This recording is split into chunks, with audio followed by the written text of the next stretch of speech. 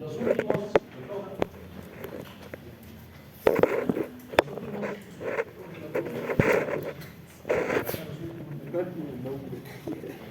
Pues no tiene nombre, pon mi nombre, mano, pon mi nombre. Trate. Si tiene 20 es mío. nombre, ¿cuál es tu nombre? No, pero ¿cuál es? Para preguntar. Si tiene buena nota es mío. Reconozca. Entonces, hiperaldosteronismos. ¿Estás agarrando un examen, creo?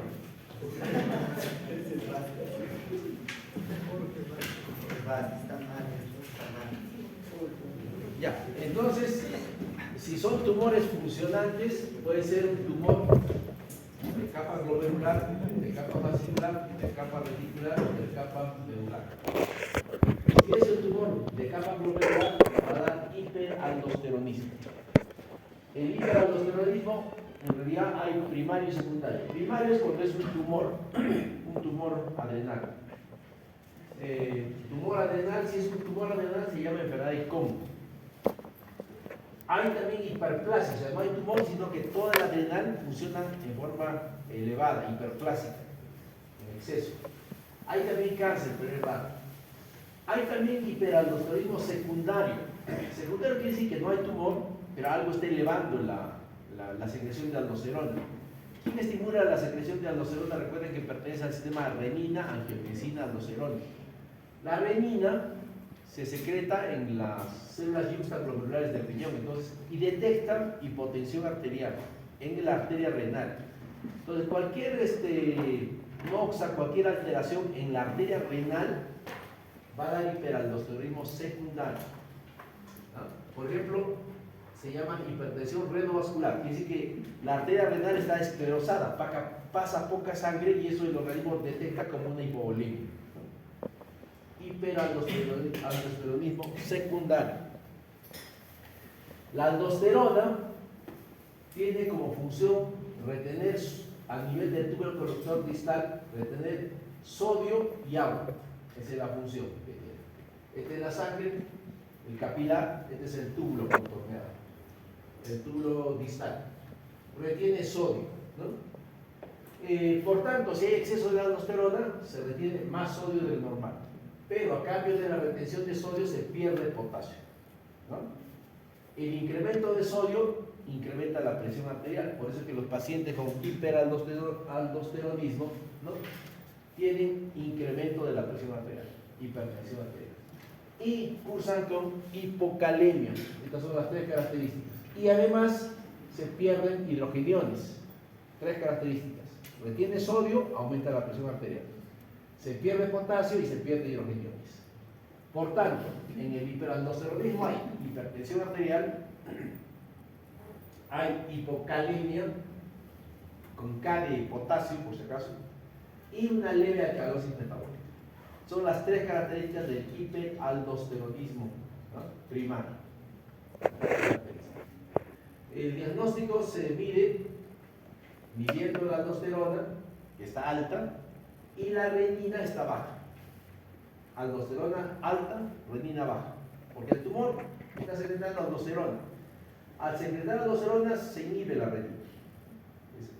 Así se detecta el hiperaldosteronismo. De hecho, este es un capítulo de hipertensión arterial secundaria, dan hipertensiones arteriales secundarias. Hay un grupo de patologías que se llaman hipertensión arterial secundaria. La primera es la que usan, la que estudian en cardiología, la hipertensión arterial primaria o esencial, que es la principal causa de hipertensión. Pero también hay hipertensión por estas enfermedades, ¿no?, que son más raras, pero existen. Si tenemos este cuadro, hay que buscar un tumor en adrenales. Las adrenales se suelen ver, estos son los polos renales y por encima están las adrenales. Esta Y que está invertida es la adrenal, ¿no?, se ve en la tomografía. Entonces en esa zona se puede encontrar un tumor, ¿no? De hecho, este es un tumor adrenal, tumor adrenal.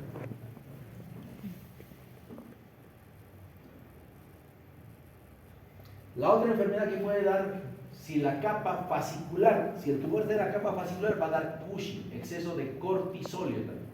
Y da todas las características que hemos hablado de Cushing en el capítulo de hipófisis, ¿no? porque este ya no es por un tumor hipoficiario, sino es por un tumor adrenal. ¿Ah? Todas las características de Cushing que hemos visto, ¿no?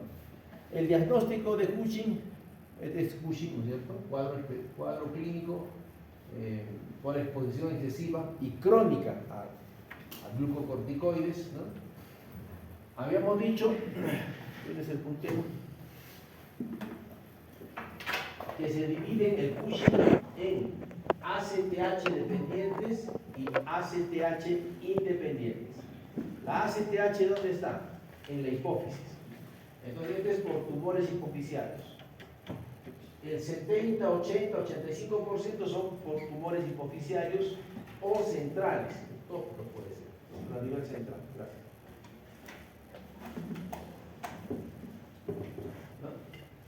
ACTH o corticotropina dependientes o ACTH dependientes, no se confunden. Acá es ACTH dependientes o corticotropina dependientes. Estos son tumores hipoficiarios. ¿Hay gráfico de esto? No. Y en un 10 más 5, 15, más o menos 17%, o sea, menos cantidad son por tumores adrenales acá. Tumores adrenales. A esto se llama corticotropin independientes, porque no dependen del ACTH. ¿Ah? ¿Un plumón tienes?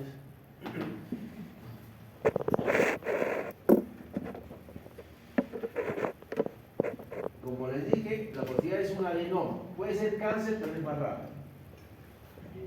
Hay otras causas también acá, ¿no? McCune-Albright y otras patologías que son mucho más raras.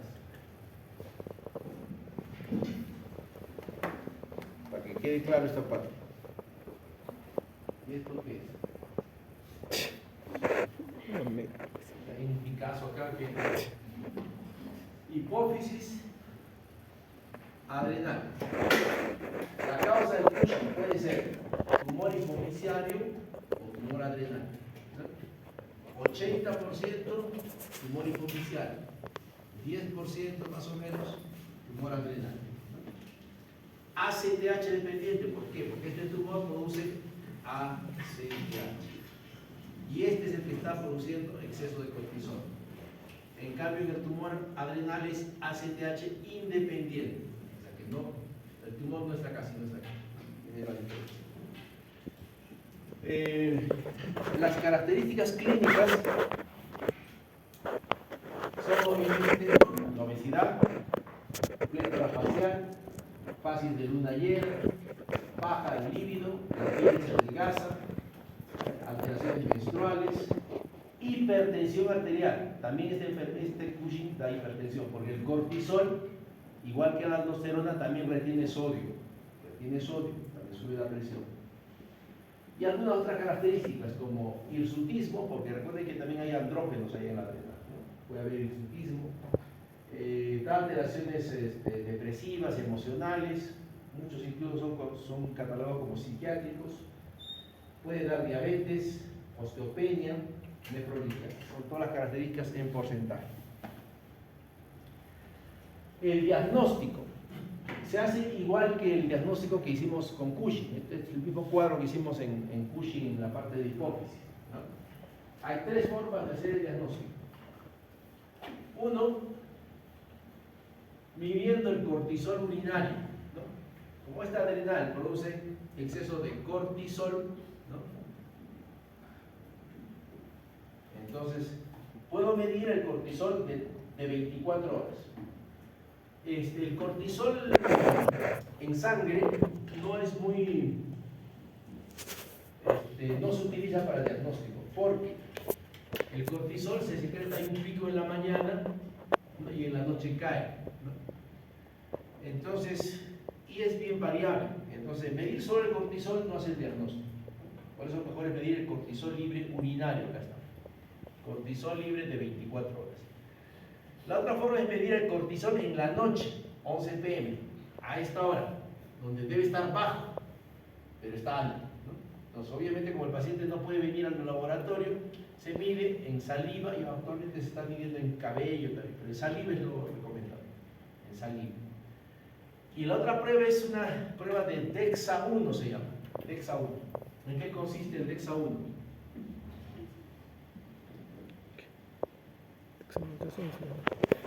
Le doy dexametasona a un paciente. Y se llama 1 porque le doy 1 miligramo. La dexametasona es un corticoide, ¿no? Otra vez. La dexametasona, al ser un corticoide, ¿no?, va a inhibir la producción de ACTH. Es rápido. ¿Por qué? Porque es como un feedback. El organismo es como dice, ya tengo corticoide y inhibo a la ACTH. Al inhibir la ACTH, inhibo el estímulo de cortisol. Y el cortisol, medido al día siguiente de la mañana, debe estar bajo. Bajito, porque lo estoy inhibiendo con la dexametasona. Pero si le doy dexametasona y no se inhibe, el cortisol sigue saliendo, no baja, está normal, entre comillas, normal o alto, ¿no? Entonces no se inhibe, entonces eso me dice que está habiendo hipercortisolismo, está produciéndose exceso de cortisol. Ahora puede ser de acá o de acá, ¿no es cierto?, de cualquier lado, pero hay exceso de cortisol. Es una prueba que se hace, ¿no?, que se llama dexasupresión con dosis bajas de dexametasona.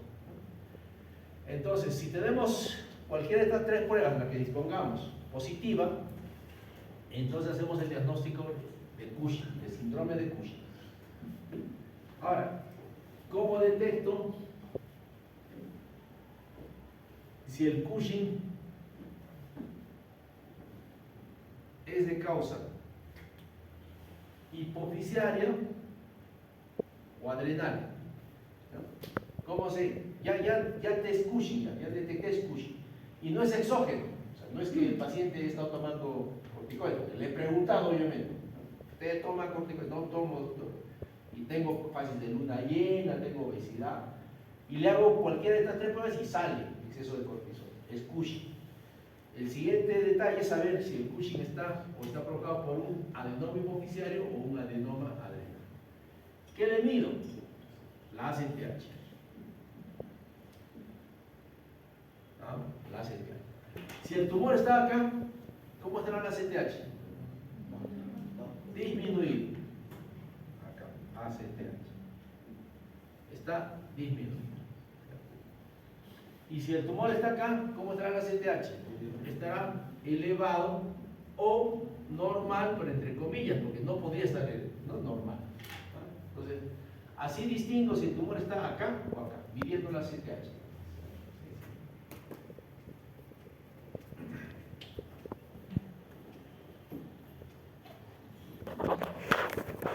Y eso es lo que dice acá. Mido la ACTH. Si está bajo, adrenal. Si está alto o normal, está en la hipófisis. Sencillo. Bueno, estas son las manifestaciones del Cushing. Múltiples manifestaciones. Baja la inmunidad también, da hipertensión, osteopenia, ¿no? Muy bien. Feocromocitoma. El feocromocitoma es un tumor de médula, ¿no? De la médula, es un tumor en médula adrenal. Les expliqué que la médula es una extensión del sistema nervioso, ¿no? Por tanto, secreta catecolaminas. Es rara, pero si se ve, los médicos tienen que estar preparados para ver cosas raras y cosas muy comunes. El tumor puede estar en adrenales o puede ser extraadrenal, o sea, está en la cadena simpática de nervios. Hay una en la cadena, ¿no? Al lado de la aorta hay una cadena, ustedes han hecho anatomía, hay una cadena. Puede ser un tumor de esa cadena, se llama extraadrenal. Adrenal, extraadrenal. Adrenal, más o menos, la prevalencia es más frecuente a edades intermedias, 30 a 50 años. Cuando son niños, generalmente es extraadrenal, niños. O sea, si hay feocromocitoma en niños, generalmente por epidemiología es extraadrenal. De los niños se caracteriza así. Después baja la frecuencia, aumenta un poquito a la edad media, ¿no? ¿Qué síntomas dan? Como son catecolaminas, ¿no? Hay que solo recordar los efectos de las catecolaminas, ¿no? ¿Qué efectos produce la catecolamina? Primero, produce vasoconstricción. La vasoconstricción va a dar hipertensión arterial. También produce aumento de la frecuencia cardíaca, ¿no? Catecolaminas producen taquicardias, ¿no? De hecho, que hay un experimento en farmacología que al sapito, al corazón le ponen, creo, catecolaminas, si había en mis tiempos, no sé si era ahora, ¿no? Que aumenta la frecuencia cardíaca. Por tanto, si aumenta la presión arterial va a dar cefalea. Si da taquicardia va a dar palpitaciones. Y otro efecto de la catecolamina son diaforesis, sudoración, ¿no? Son las tres características clínicas del feocromocitoma. Dicen que si un paciente tiene estas tres, es muy probable que tenga un feocromocitoma. Dolor de cabeza, palpitaciones y sudoración, ¿no? Son la triada del feocromocitoma. La hipertensión del feocromocitoma suele ser paroxística. ¿Qué quiere decir? Que le da hipertensión, un día llega a la emergencia con dolor de todos estos síntomas, llega a la emergencia, le mide la presión 180-100 o 110, ¿no? Y luego lo compensan, etcétera, lo mandan a su casa y vaya al cardiólogo. Va al cardiólogo, le toma 120-60. ¿Está normal, señor? ¿Se han equivocado? No, no se han equivocado. ¿Ah? Es paroxística, o sea, sube y después se baja. Paroxística. Casi la mitad de los pacientes tienen ese tipo de hipertensión. Paroxística se llama. Sube y baja. Algunos ya es persistente. Y algunos no tienen hipertensión, ¿no? Todavía. Depende mucho del tamaño del tumor, ¿no? Obviamente, si es chiquitito, no va a dar sintomatología. Va creciendo, ¿no? Va dando más sintomatología. Son tumores. Hay una regla de los 10, se llama. Esta regla ya, en los libros todos dicen, ya no es válida, pero se utiliza bastante porque da una idea de cómo se comportan los feocromocitomas. 10% es extraadrenal, o sea, el tumor que está en adrenal está en la cadena simpática, ¿no? Extraadrenal.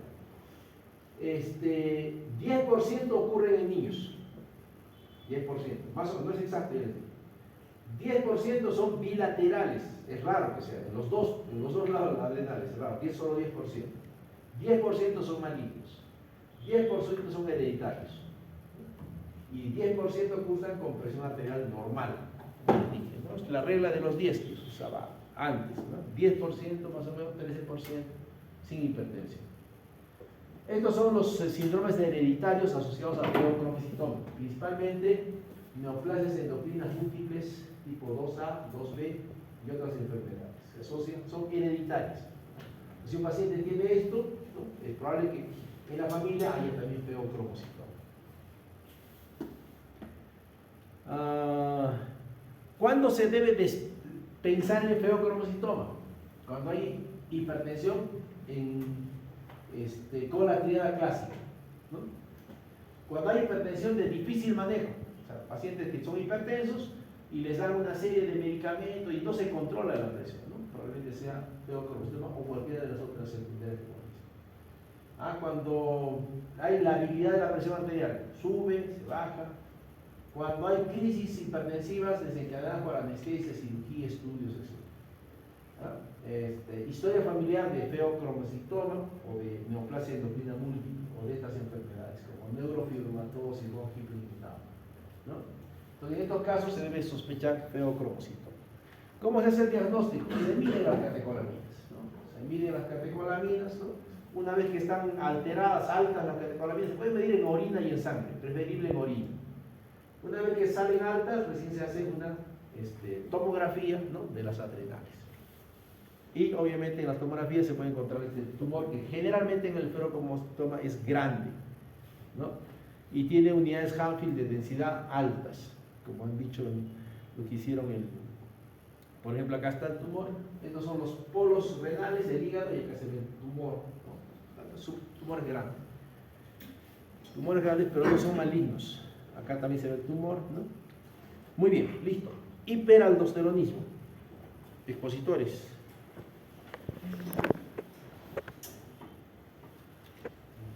Expositores.